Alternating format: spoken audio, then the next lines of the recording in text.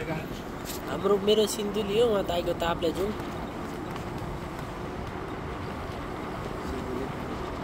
सिन्धुली दुधौली नगरपालिका।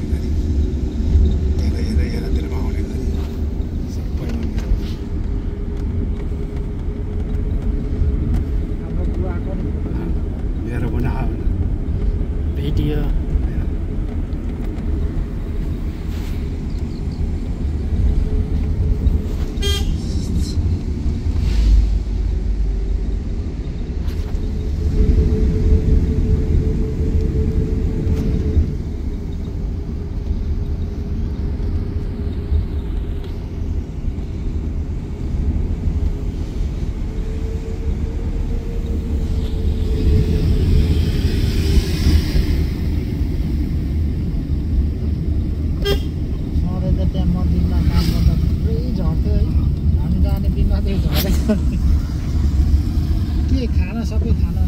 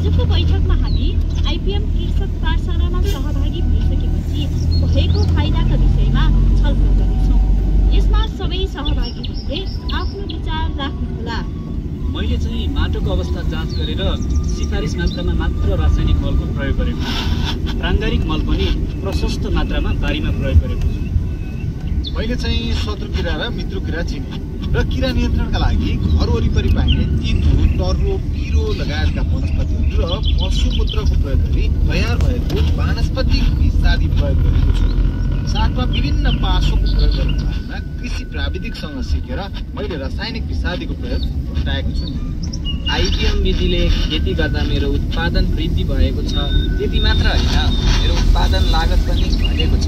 मैले चाहिँ त्यो भन्दा पनि फरक आइपिएम विधिले खेती गर्दा आफू स्वस्थ रहेको पाएको छु भने स्वस्थ उत्पादन गरेको छु।